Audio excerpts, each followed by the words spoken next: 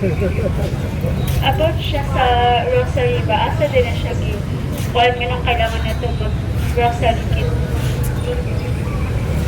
Anang rosary, ang content ana, ang gitawag na to o the Paschal Mysteries of Christ.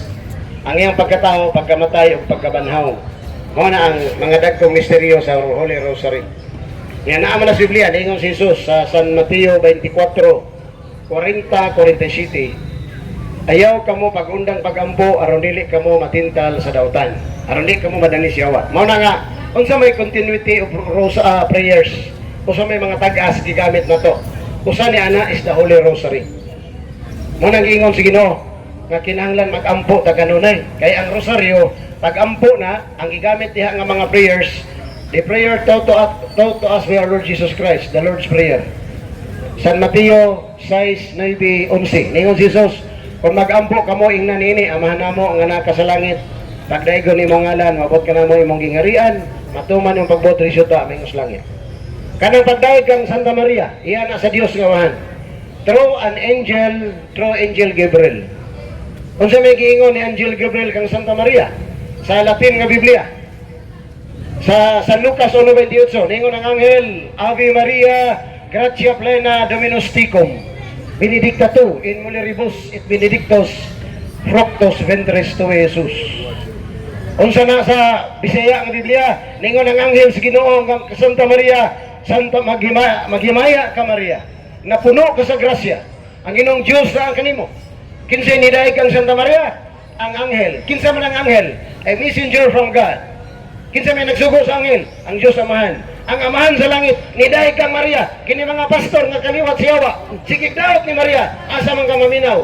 Sa gisugo nga anghel o kini mga pastor nga sigig daot ni Santa Maria. Sita ng Santa Maria, disgrasya na. Wala nang ikson. Ato na nang iklaro-klaro kay kini mga pastor, malito na sila sa tubangan na to.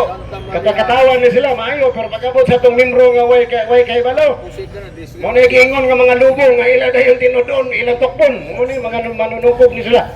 So, kung sa tayo laing prayer sa Holy Rosary. Pag-ingon na to, the mystery, kanang joyful mystery, na 5 man na. Una ni Ana, mao ang pagpahibalo sa anghel, San Lucas 1:28. Ikaduha, the visitation. Naman na si Balo San Lucas 1:48.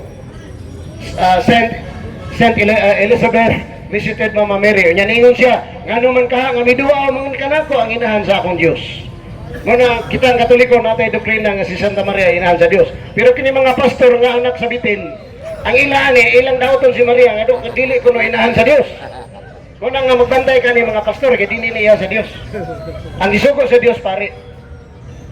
Pinadayag 5 Gs, gihimo mo silang gingarian sa mga pare. Why pastor gisugo magwalig maayong balita. Ang gibuhat ay magwalig maayong balita. Magwalig Isus tapos og pisos, magwali ni sila Kristo tapos og 10%. Mao sila ang mga PBMA, pastor borot, membro alaw. Ayaw gyud padala ni nila. Wala pa na pa ko na magtubag. Ikatlong misteryo, ang pagkatao ni Isus. San Mateo 2. Mabasa na to, 11:13. Og natao si Kristo sa pasungan. Siya ang gitawag nga Emmanuel, ang Dios nga uban ka nato. Si Kristo Dios ang Emmanuel. Natao. Unya sa pagkatao ni Kristo, Dios na siyang daan. Nanganaog, nagsaka kanaog ang anghel. Aron pagsimba kang Kristo. Busa si Kristo simbaon. Ingon nga Dios. Ang iglesia ni Manalo, wa mo simba nga si Kristo Dios, antikristo na. Muna magbantay ka ng mga punduka. Kanang sikta, bantayan mo na kay anti-Mama Mary na sila, anti-saints o anti-Christ. The fourth joyful mystery. Unsa man?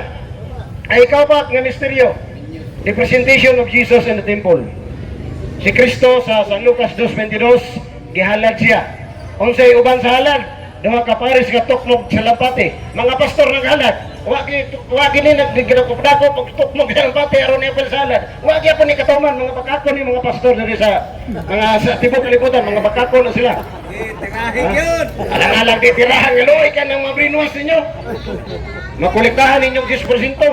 Tirahin! Ikalima nga misteryo sa Himaya. Unsa man? Mao ang pagkakaplag ni Jesus sa templo. Pag-ato ni Mama Mary sa templo, silang San Jose, isa na may anak yun. So di po ito nila anak, si Kristo, ama, ngayang amahan ng Diyos sa langit man. Pag uli nila sa ilang balay, uy, wala man ang Jesus, ang batang Jesus. Nibalik sila dito sa templo. Kanya, gingnan nila nga, anong wala man kaniuban na mo? Naingon si Kristo, kinahanglan aniya ako magpuyo sa balay sa akong amahan. So kanang templo na to, balay sa amahan. Kanang templo sa protestante, gingon na sa buhat, wala ang Diyos diya, kay ilaran ng tinukod. Unya, koleksyon nila na sa Amerika, giilad nilang Amerikano, ipicturean ng mga ata, unya pagbalik, dollars na. Muna, mangingilad ng mga pastor sa Pilipinas. Dili di personal, kung dili, tinuod ni. Nagka-testimony yun, nga pastor, mo na ilang pangwarta. Si Kristo dito sa templo, diingon siya, I should be in my Father's house. Na ibalay samahan. Kung sa ibalay samahan, ang templo, nga diin si Kristo, niadto sa balay siya nga mahan. Unsay sulod sa templo sa Dios. Naala sa Ezekiel 41:18-19. Ang templo sa Dios gikulitan kinig larawan sa anghel, sa kerubin, sa naong sa tao, sa leon si Kristo. Pinadayag 5:5, si Kristo ang leon. Busa ang templo sa Dios na ay mga larawan. Ang templo sa kaaway sa Dios, murag buligas kupras, way sud. Mo na ilan mga pastor, mo na ilan templo. Pero sa Biblia, na mga balaan, na mga larawan ni Kristo, larawan ni Mama Mary ug sa mga santos. Nga kinsa man ni mga pastor sige pangilabot sa larawas Katoliko. Na sa Salmo 47. Uno nga to sa Diyos, ningon si Salmista David, mahal nga Diyos, ang imong balaan nga templo gisulod sa imong kaaway, ilang gimartilyo, gimaso, giatsa ang imong mga larawan. Mo ni sila tigatsa. Mo ni mga kaaway sa Dios, mo nang bantay ni nila. So ang larawan sa Dios puno sa mga larawan sa mga balaan nga binuhat. Sa bagong tugon, Hebreo 9:1-5.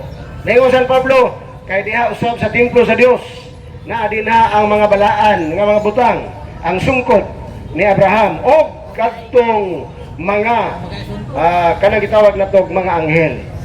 So kanang Holy Rosary, ang word nga Holy Rosary cannot be found in the Bible, but the content na sa Biblia. Mura ko di kining pulong Biblia, wala man ni sa bersikulo. Naara man ni sa tubangan, ano man, gibutang ni sa simbahan nga mahimong titulo sa libro. Bible, a combination of two books, the Old and the New Testament. Bi is two, Pleon is the volume of books, Old and New Testament. Mo nang Holy Rosary, ulahin naman lang nga kanang kuan na to, devotion. Nabuhat na ang Biblia, wala pa man ang Holy Rosary. Mo na nga wala na siya sa Biblia. Pero ang iyang content, ang iyang sulod na sa Biblia. Holy Trinity, wala sa Biblia. Pero ang Amahan, Anak, Espiritu Santo, makita ni mo nga nagpadayag diha sa Biblia. Asa man dapit? San Mateo 3:15-16. Pagbunyag ni Jesus, miyaw siya sa tubig. Unya, ang Espiritu Santo may kunsa daw sa lampati ug mitugdon kaniya. And then heaven opens, unya ningon ang Amahan sa langit, this is my beloved Son, in whom I am well pleased. Na ang tulo ka Trinidad, na ang tulo ka Diyos sa tulo ka persona sa usa ka Diyos. Mao na ang Trinity. Pero wala na sa Biblia. Pero gibuhatan silang version nga babasan Trinity, di po sila modawat. Mao na ilang trabaho, sige rin yung supak-supak. Kinsa may unang magsusupak sa langit? Si Satanas. San Lucas Kapitulo 10, ningon si Jesus, nakita ko si Satanas, gihulog sa langit. Ni siyuta, kaya nagsupak-supak, ang uban as baliti, ang uban as bato. Muna nga, dili pasudlan, o magsusupak ang langit. Kaya kining mga tawhana, nagsupak-supak, pero sugod siyuta, pasudlon, kani ilang amo, gilabay na gini siyuta. Muna nga, ayok tuwa ni mga tawhana. Ay tuwa ni mga pastor, mga ministro, adyano, mga sulpot, mga founder. Ano man, Jesus, Kristo, 10%. So, kanang Holy Rosary, na anak tanan, kasakit, na anak tanan. Kanang glorious, pagkabanhaw, San Mateo 24:1, nabanhaw si Jesus, na anak tanan. So, if it is the Catholic teachings, na anak sa Biblia. Nga naman, ang simbang Katoliko mo itagya sa Biblia. Kini na inong namalit sa Biblia sa bookstores, mo ay matinood nga, igo rin ni namalit, kita inong mo itagya, kita inong mo alas Biblia. Munang ayaw to og natudila, aron ni ka mahulog sa dili angay.